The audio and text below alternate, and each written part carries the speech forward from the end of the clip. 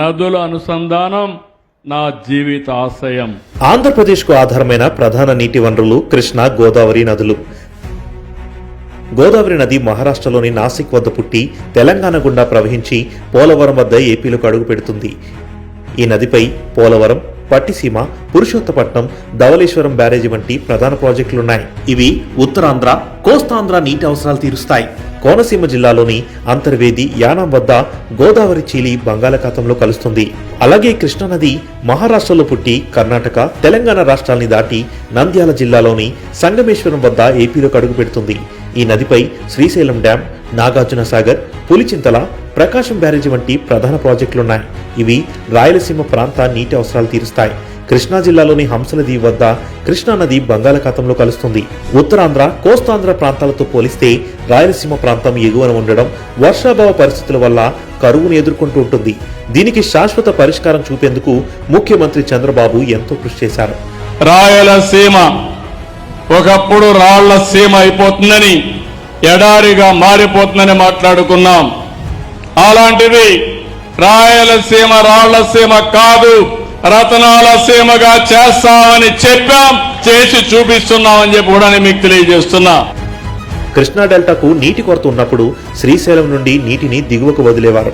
పట్టిసీమ ద్వారా గోదావరి జలాలను కృష్ణా డెల్టాకు మళ్లించడంతో శ్రీశైలం నీటిని విజయవాడ వైపు వదలకుండా రాయలసీమలోని కరువు ప్రాంతాల వైపు మళ్లించడం మొదలుపెట్టారు.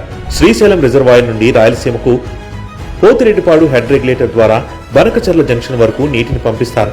అక్కడి నుండి తెలుగు గంగ కాలువ, ఎస్ఆర్బీసీ, గాలేరు నగరి ప్రాజెక్టులకు నీరెళ్తుంది.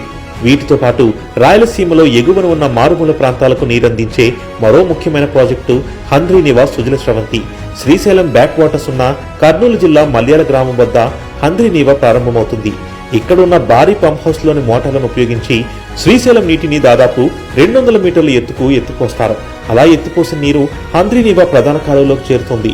అక్కడి నుండి పంప్ హౌస్ల ద్వారా ఒకదాని తర్వాత ఒకటి దాటుకుంటూ 565 కిలోమీటర్ల మేర రాయలసీమలోని 6 జిల్లాల్లో 6 లక్షల ఎకరాలకు సాగునీరు, 33 లక్షల మందికి పైగా తాగునీరు అందిస్తుంది. 1989లో అప్పటి ముఖ్యమంత్రి ఎన్టీ రామారావు గారు ప్రారంభించిన ఈ ప్రాజెక్టు ప్రభుత్వాల మార్పుతో అనేక దశల్లో ఆగుతూ వచ్చింది. ఈ ప్రాజెక్టు విస్తరణను సమర్థవంతంగా చేపట్టి 2025 పూర్తయ్యే నాటికి చిట్ట చివరి కుప్పం వరకు నీళ్లందించారు సీఎం చంద్రబాబు గారు. అంతేకాదు సీమకు మేలు చేసే Velugodu balancing reservoir, KC canal, హవుకు, బ్రహ్మసాగర్ వంటి ఇతర ప్రాజెక్టులు ఎన్టీఆర్ గారి దూరదృష్టి, చంద్రబాబు గారి దార్శనికత కారణంగానే పూర్తయ్యాయి. రాయలసీమను రాయలసీమ కాబోను అంటూ చంద్రబాబు గారు పనిచేస్తుంటే జగన్మోహన్ రెడ్డి రాయలసీమ పేరును రాజకీయాల కోసం వాడుకుంటూ పబ్బం గడుపుకుంటున్నారు. 5 ఏళ్ల తన హయాంలో కొత్త ప్రాజెక్టులు నిర్మించలేదు సరికదా, ఉన్న ప్రాజెక్టులు మెయింటైన్ చేయడానికి కూడా నిధులు విడుదల చేయలేదు. రాయలసీమ లిఫ్ట్ ఇరిగేషన్ పనులను 2020 మే 5న పర్యావరణ అనుమతులు తీసుకోకుండా చేపట్టాడు జగన్మోహన్ రెడ్డి. దీనివల్ల తమకు అన్యాయం జరుగుతుందంటూ తెలంగాణ ప్రభుత్వం పెట్టిన కేసుల కారణంగా 15 రోజుల వ్యవధిలోనే ఈ పనులను ఆపేయాలని నేషనల్ గ్రీన్ ట్రిబ్యునల్ ఆదేశించింది. అనుమతులు లేని ప్రాజెక్టులు వీళ్ళు స్టార్ట్ చేసి దానికి ఒక 2,000 కోట్లు 2,500 కోట్లు పే చేశారు. దానికి ఒక 100 కోట్లు ఫైన్ చేశారు. ఎల్జేటీ 25 కోట్లు గవర్నమెంట్ డబ్బులు కట్టారు. ఇప్పటికే ముచ్చుబడి ఉంది అక్కడ. దాని ద్వారా నీళ్లు తీసుకోవచ్చు. నువ్వేదో పెట్టేశాను, నేనేదో పెట్టేశాను, రాయలసీమ కన్నా న్యాయం చేయకపోయింది.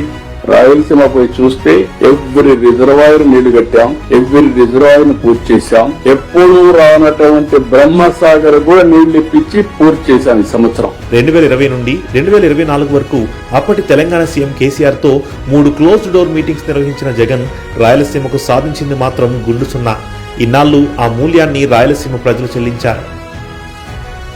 5 ఏళ్లు సీఎంగా ఉండి రాయలసీమ ప్రాంత ఇరిగేషన్ అభివృద్ధికి తట్టెడు మట్టి కూడా వేయని జగన్ ఇప్పటికీ రాయలసీమ హక్కుల కోసం మాట్లాడకపోవడం దురదృష్టకరం. సోదర రాష్ట్రమైన తెలంగాణకు అన్యాయం చేసి లబ్ధి పొందాలని చంద్రబాబు గారి ప్రభుత్వం ఏనాడు ఆలోచించలేదు. ఆంధ్రప్రదేశ్ అభివృద్ధి చెందాలన్న ఆలోచనతో సముద్రంలో కలిసే వరద జలాలను మళ్లించి వినియోగించుకోవాలని ఆలోచించారు. దానికోసం బనకచర్ల వంటి ప్రాజెక్టుకు శ్రీకారం చుట్టారు.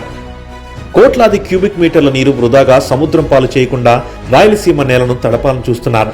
2 రాష్ట్రాలకు సమన్యాయం, రాయలసీమ సస్యశ్యామలం. ఇదే కూటమి ప్రభుత్వ నినాదం.